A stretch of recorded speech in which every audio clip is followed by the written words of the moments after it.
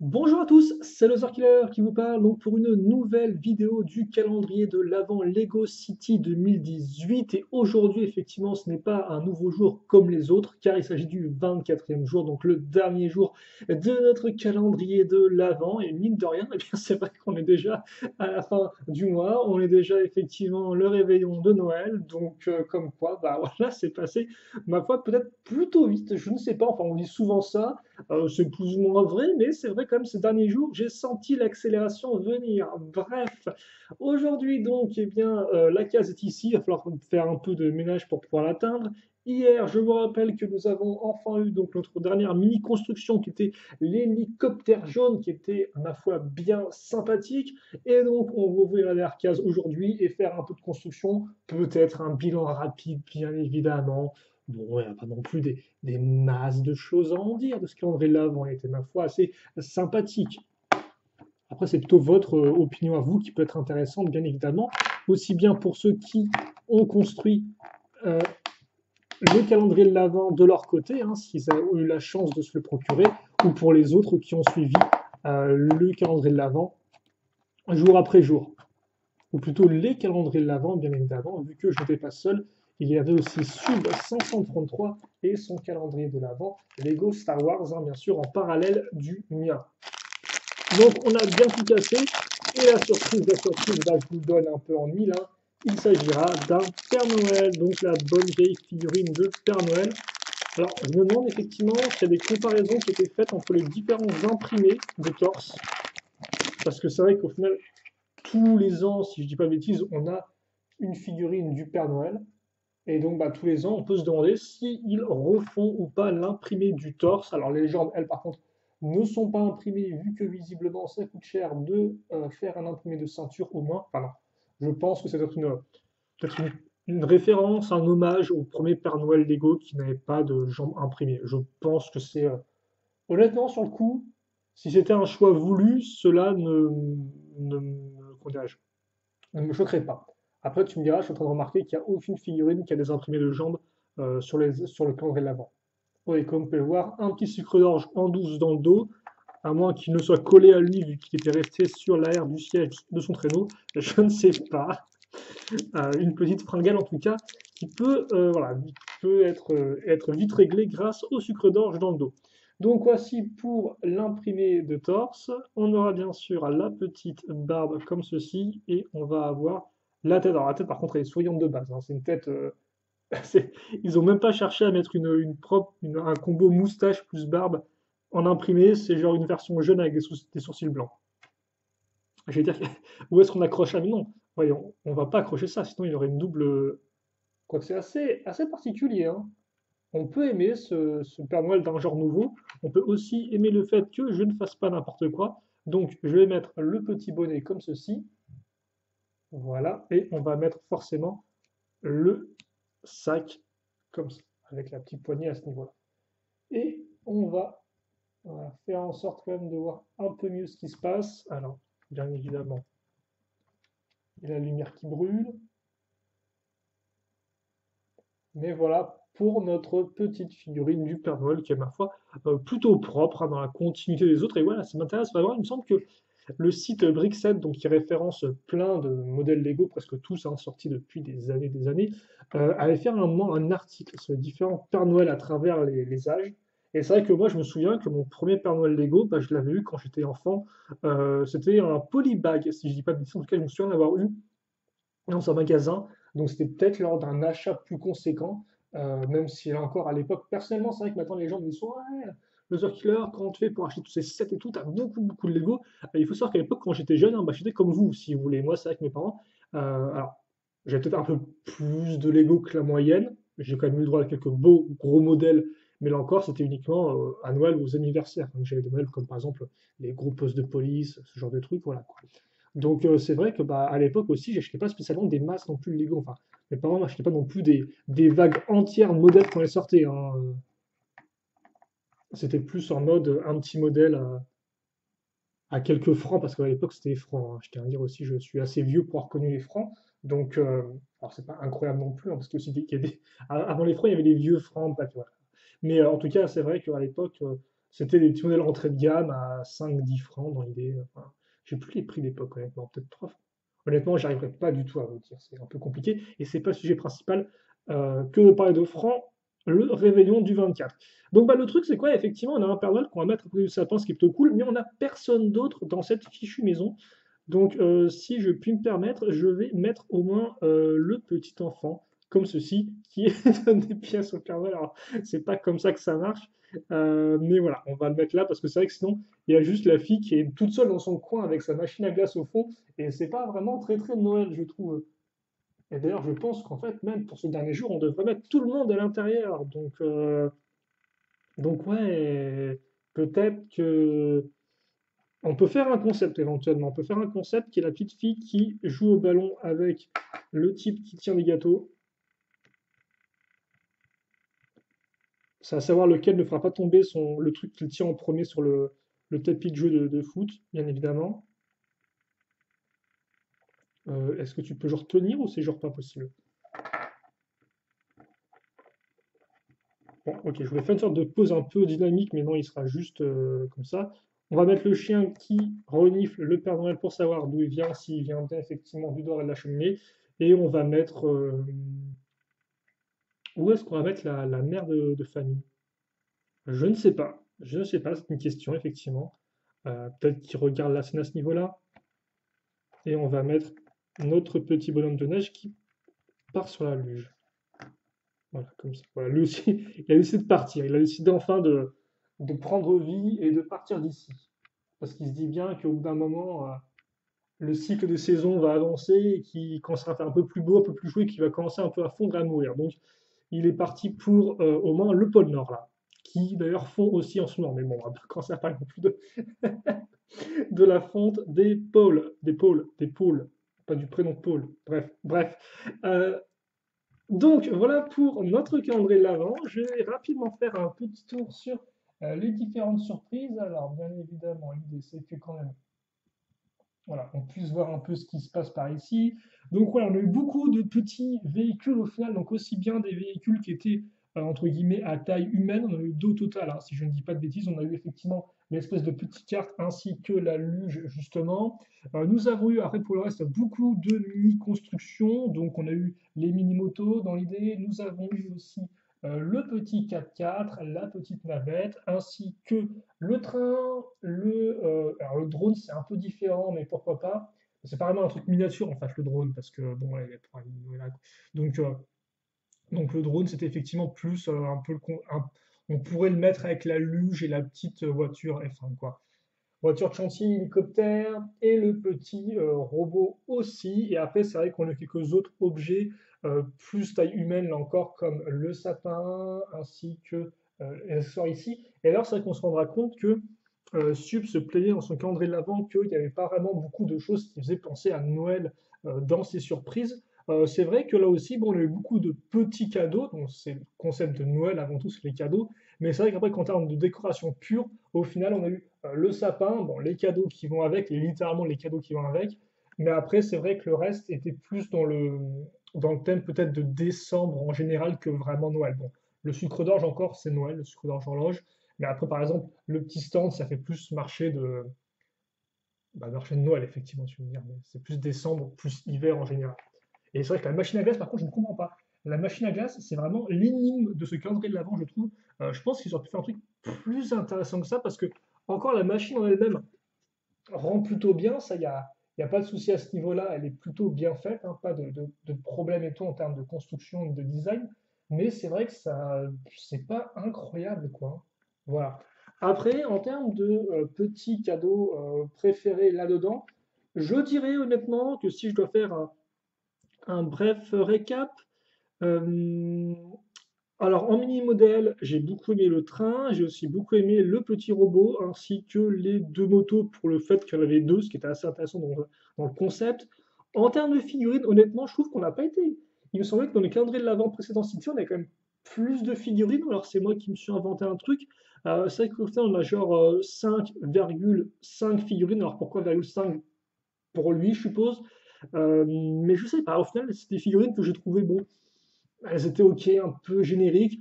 J'ai surtout aimé le Papy Broussard là, qui vend ses gâteaux, ça j'ai bien aimé. Mais après les autres, pas trop trop. Bon, l'imprimé de ce que je considère être la mère de famille était pas trop trop mal. Les deux enfants passent, pas extraordinaire non plus, même si le petit pull style Noël encore gagne des petits points. Voilà. Et après, pour les autres cadeaux, bah, j'ai beaucoup aimé le petit lampadaire qui était vraiment bien. Idem, le petit stand roulant là fonctionne bien. C'est pas trop trop mon kiff, mais ça fonctionne bien. Donc voilà. Mais c'est vrai que le petit robot, honnêtement, particulièrement chouette, je trouve, comme mini modèle. Et donc en général, eh bien, un calendrier de l'Avent qui était pas trop trop mal. Alors là encore, c'est vrai que j'ai pas vraiment ceux des années précédentes pour vraiment faire des comparaisons en détail, etc., du nombre de mini modèles, ce genre de choses-là. J'ai trouvé sympathique. Après, ça manquait peut-être d'un modèle qui m'a vraiment surpris ou impressionné. Bon, c'est toujours un peu compliqué à cette échelle-là, même si c'est pas non plus entièrement vrai. Mais, euh, mais voilà. Donc, ouais, encore une année qui passe, un calendrier de l'Avent City qu'on termine. Et c'est vrai que je me rends compte que maintenant, Lego quand même met beaucoup l'accent sur les mini-modèles, peut-être un peu moins auparavant. En tout cas, je me souviens, c'est vrai, de certaines années, là encore, j'ai pas les dates précises, vous m'excuserez, où Shadow, qui était effectivement, qui s'occupait du calendrier de l'Avent Lego City, et bien des fois avait des sortes de calendrier de l'Avent, on avait beaucoup plus de construction taille figurine, quoi. Par exemple, je me souviens une où on avait la police dans la neige, quoi, et donc on construisait une sorte de mini chalet, de mini commissariat avec plusieurs éléments de mur qu'on assemblait avec sur différents jours, quoi. Et c'est vrai que ce côté-là, on l'a plus vraiment avec ce calendrier de l'Avent. Personnellement, je peux comprendre que c'est vrai que des fois ces mini-structures n'étaient pas non plus extrêmement bien faites, forcément du fait du peu de pièces. Or, c'est vrai que les mini-modèles, eux, le fait d'avoir peu de pièces, c'est un peu leur force, justement, vu que l'idée c'est que avec un minimum de pièces, vous pouvez avoir de très beaux résultats. Donc, je peux comprendre éventuellement ce changement, mais je ne sais pas vraiment ce que vous en pensez. Moi, je dois vous avouer, ça m'importe peu honnêtement, même si effectivement, c'est vrai, le fait de construire un truc un peu plus cohérent sur plusieurs jours me manque un peu par contre. Ça, c'est vrai que c'était assez intéressant. Et c'est vrai que maintenant, ce côté-là est vraiment juste restreint à bah, je construis, mettons, un véhicule le jour 6 et le jour 7, je construis la figurine qui va avec, quoi. Voilà. Donc ça se limite un peu à ça, ce qui est un peu effectivement restreint. Hormis ça, donc un calendrier d'avant qui n'était pas trop trop mal, je trouve. Voilà. Bon. Donc, euh, donc voilà en tout cas pour moi. Donc bien sûr aussi, merci encore beaucoup à Sub133 d'avoir pris le temps et l'argent aussi pour se payer le calendrier de l'avant Lego Star Wars et de l'avoir fait sur la chaîne pour vous montrer à quoi ça ressemblait. C'est vrai que j'aurais pu le faire moi-même, mais je me suis dit, bon, quitte à faire, autant que ce soit une personne qui s'y connaisse un peu en Star Wars qui vous le montre, vu que moi je ne connais strictement rien. Aussi, c'est vrai que Sub133 avait fait le calendrier de l'avant Star Wars quelques 2 années de suite, si je ne dis pas de bêtises. Il ne l'avait pas fait l'an dernier du fait de problèmes de communication entre lui et moi. On ne s'était pas vraiment trouvé, donc ça fait qu'il ne l'avait pas fait. Donc voilà, on s'est retrouvés cette année, on s'est dit bah, pourquoi pas et tout, il était intéressé, moi aussi. Donc voilà, donc encore merci à lui d'avoir pris un peu de temps chaque matin pour faire la vidéo, filmer tout ça avec les bonnes conditions. Là encore aussi d'avoir quand même payé le calendrier de l'avant, vu que lui effectivement n'est pas en France métropole, donc ça veut dire que eh bien, il casque au niveau des taxes encore plus que nous avec les Star Wars de base. Donc un grand merci à lui voilà, d'avoir pris le temps de faire ce calendrier de l'avant Lego Star Wars, que j'espère que vous l'aurez apprécié. Je m'excuse aussi de ne pas avoir fait le Friends. C'est vrai que je me suis dit, bah, autant faire les trois à nouveau comme à la bonne vieille époque où effectivement Shadow faisait le City, Sub le Star Wars et moi le Friends. Et c'est vrai qu'effectivement, quand je suis parti pour acheter le Friends, déjà genre fin novembre, on était genre le 27 dans l'idée, et que j'ai vu que c'était principalement des constructions de type décoration pour le sapin, j'étais un peu genre ouais, bof. Et c'est vrai que sur le coup, je suis un peu resté sur cette impression et j'ai décidé effectivement de ne pas commander le calendrier de l'Avent Friends. Or, honnêtement, après réflexion, je trouve que c'est pas une si mauvaise idée que ça, parce que c'est vrai que par exemple, toutes les petites constructions qu'on fait dans le calendrier de l'Avent, je ne vais pas vous cacher qu'honnêtement, pour moi, elles n'ont pas vraiment beaucoup de réutilité, de réutilisation par la suite en fait, hein. Souvent après, je refais le calendrier de l'Avent et puis je l'oublie dans un coin. C'est la triste vérité. Or, le calendrier de l'Avent Friends, en proposant effectivement une décoration qu'on peut mettre directement sur le sapin, bah, fait que voilà, Noël après Noël, on peut le ressortir, reprendre une décoration qu'on aimait bien, et c'est vraiment un concept intéressant. Donc au final, c'est vrai qu'après coup, rétrospectivement, bah, voilà, c'est un peu dommage que je ne l'ai pas fait. J'aurais peut-être dû quand même me dire, ah, je peux le faire et tout. En plus, c'était pas très très cher sur Amazon. C'est vrai qu'il y a des gens qui se sont plaints des prix des calendriers de l'Avent. Honnêtement, sur Amazon, ils coûtent vraiment pas trop trop cher. Alors le Star Wars, je ne sais pas. En tout cas, le Friends et le City, contrairement même au bon prix que peuvent proposer les hypermarchés, souvent Amazon le fait moins cher et c'est quand même plus avantageux. Donc bon, Friends peut-être effectivement pour l'an prochain. Aussi, bah forcément, un truc qui revient souvent, c'est les calendriers de l'Avent. Beaucoup de gens qui disent, ouais, moi j'aimerais bien un calendrier de l'Avent Ninjago. Bon, visiblement, Lego n'est pas prêt à faire un calendrier de l'Avent Ninjago, ce qui est aussi compréhensible, hein, avec déjà 3 calendriers de l'Avent sur le marché. Il n'y a pas vraiment de raison d'en avoir un quatrième en plus, d'autant plus qu'avec les 3 calendriers de l'Avent, ils ciblent 3 publics plus ou moins bien distincts, quoi. Il y a le City pour le calendrier de l'Avent Lego classique avec le bon thème passe-partout qu'on aime bien. Il y a le Star Wars, vu que Star Wars, bah, ça marche à fond, donc forcément la bonne licence qui passe bien sous le sapin. Enfin, pardon, sous le sapin, mais avant ça, quoi. Et forcément, Friends, qui lui va plus être dirigé effectivement vers le public féminin. Même si là encore les décorations, honnêtement, pour sa part, sont plus ou moins universelles, quoi, j'ai envie de dire. Donc c'est vrai que l'idée de faire un truc encore en plus très spécifique sur Ninjago, malgré le grand succès du thème, a peut-être pas non plus entièrement du sens. Mais c'est vrai que moi, j'aurais bien aimé en faire un custom depuis pas mal de temps. J'y ai repensé cette année avec des idées assez précises, mais hélas, faute pour des problèmes entre guillemets de temps et aussi juste d'organisation, parce que ça, effectivement, faire un calendrier de l'avant custom, donc avec des créations, bah, ça prend beaucoup de temps avant le décembre, car c'est vrai que la dernière fois que j'en ai fait un de. En fait, j'ai fait 2 calendriers de l'avant custom par le passé, c'est vrai. D'un côté, effectivement, j'ai fait un calendrier custom avec des créations Lego Bionicle en 2011. Et donc, dans ce cadre-là, je faisais les créations le jour même. Donc, c'est-à-dire qu'effectivement, bah, tous les jours, je moquais, enfin, je faisais ma création pendant plusieurs heures, puis ensuite, je faisais la vidéo en soirée. Ça, effectivement, c'était possible parce que j'avais genre beaucoup de pièces Bionicle triées par éléments que je pouvais reconstruire comme je voulais. Le problème, c'est que pour les systèmes, c'est un peu plus compliqué vu que j'aimerais quitte à faire préparer les créations avant, quoi. Pas faire le truc le jour même en démontant des modèles à droite à gauche. Vu qu'effectivement, tous mes modèles Ninjago, moi, sont déjà montés. J'ai pas vraiment de grandes caisses de vrac, de pièces système dans lesquelles je peux fouiller, quoi. Faudrait que j'aille piocher à droite, à gauche, dans plein de sets intacts. Et c'est vrai que pour l'instant, je suis un peu réticent à ça. Voilà. Donc c'est vrai que je voulais préparer bien le truc en faisant les créations, en commandant les pièces auparavant. Et le timing, vu que genre j'ai eu l'idée moitié novembre, était un peu trop serré vu ce que j'avais aussi à faire à côté, hélas. Donc voilà, j'ai décidé de pas trop m'avancer, de pas faire ça. Donc peut-être, je l'espère, pour l'an prochain, c'est loin, je sais, on ne sait pas ce qui peut arriver entre-temps, mais je l'espère que pour l'an prochain, on pourra faire un bon calendrier de l'Avent Ninjago Custom avec des petites créations. J'ai déjà des idées plein la tête, des idées de thématiques. Pour de toute façon que le thème, honnêtement, avec l'an prochain, je vais pas trop spoiler, mais même sans savoir ce qu'est la vague 2, on peut très facilement trouver un thème. J'en dis pas plus, mais vous-même, vous saurez, quoi. Voilà. Euh, et c'est vrai que j'avais aussi fait un autre calendrier de l'Avent l'an dernier, qui est un calendrier de l'Avent Lego dessin, où je faisais des streams en direct chaque jour. Là encore, c'était le jour même que je faisais le dessin, donc c'était pas préparé à l'avance ni rien, mais ça me prenait beaucoup de temps. C'est vrai qu'effectivement, chaque jour, je dessinais, ça me prenait facilement 4 à 5 heures, vu que je suis très lent, et même si les dessins ne sont pas incroyables, bah, ça me prenait quand même beaucoup de temps. Et aussi, voilà, ça faisait à chaque fois un trou en fin d'après-midi où je savais que j'allais devoir streamer. Donc c'était quand même assez pesant à la force de faire ça sur 24 jours, même si j'ai pris beaucoup de plaisir. Et surtout, cette année, je n'étais pas chez moi pendant la première moitié de décembre, donc ça aurait compliqué les choses là encore pour faire ce calendrier de l'avant, dessin, en refaire un second pour cette année.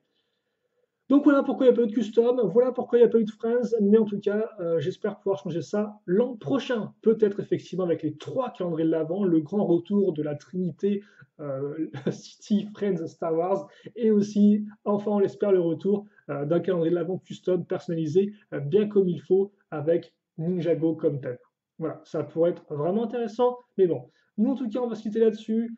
Il ne me reste plus après cette très longue vidéo, que je ne pensais pas être aussi longue que ça, de vous souhaiter de tous de bonnes fêtes, surtout un bon réveillon. Alors bien sûr, là encore, tout le monde souhaite Noël de différentes façons. Certains ne fêtent même pas Noël, je suppose peut-être du fait de leur religion, je ne sais pas. En tout cas, pour ceux qui le fêtent le 24 au soir, aussi bien pour ceux qui le fêtent le 25 au matin, ou peut-être même le 24 en journée, j'en sais strictement rien, fêtez-le quand vous voulez, ça m'importe peu, tant que vous vous faites plaisir, que vous ne vous prenez pas trop la tête, ce qui arrive hélas des fois avec la famille dans son général, hein, les bons vieux repas de famille, on les connaît tous. Donc voilà, j'espère que vous passerez de très bonnes fêtes en compagnie de votre famille rapprochée, votre famille étendue, de bons repas de Noël qui vont bien. Voilà, et puis voilà, juste honnêtement, c'est la saison, encore plus peut-être pour dire ça, portez-vous bien. Et ça, effectivement, je le dis avec tout mon cœur. Pour le reste, eh bien, nous, on se retrouve donc très prochainement pour de nouvelles vidéos. Je ne sais pas encore du tout pour l'instant. Mon planning est totalement vide. Voilà, mais on se retrouvera, je pense, très prochainement. Allez, bonne fête encore à tous et à la prochaine. Salut, salut.